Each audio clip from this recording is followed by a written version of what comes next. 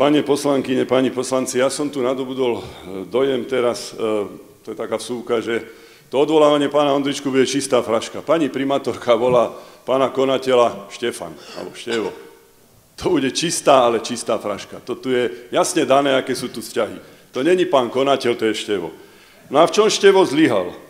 Vyplatenie odmien za neexistujúce trénovanie pánovi Žiačikovi, skoro 9 000. Netrénoval pán Žiačik, nikdy dostal odmeny.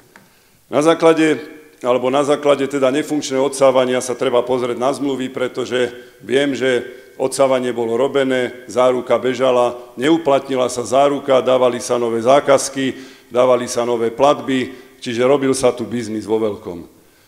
Pán Ondrička Števo nedokázal dodnes rozdeliť účty jednotlivých športových oddielov. To znamená, že je tu subjektívne rozdeľovanie a prerozdeľovanie financií, kto je s kým kamarát a ako chce, tak si to rozdelí. Ja si myslím, že už dávno tu mal mať každý oddiel svoj účet a bolo by to úplne jasné, pretože dnes už dávate, vážení poslanci, z našich daní 1,7 milióna do športu.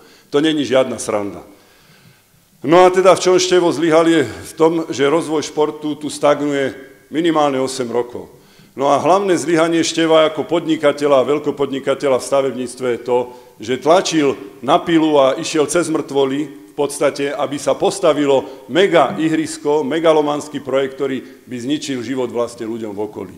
No a Števo zlyhal ešte v tom, že ohrozil zdravie našich detí a nás, rodičov, v tom, že zlatý stafilokok, ktorý v podstate vyvádzal na kúpalisku v Púchove, si vyvádzala aj ďalej aj napriek tomu, že regionálna pracovnička hygieny upozornila Števa telefonicky na to, že o 13:30, že má zlatého stafilokoka v bazéne a má okamžite uzavrieť bazén, Števo to neurobil a vyberal vstupné a púšťal zdravých ľudí do bazéna.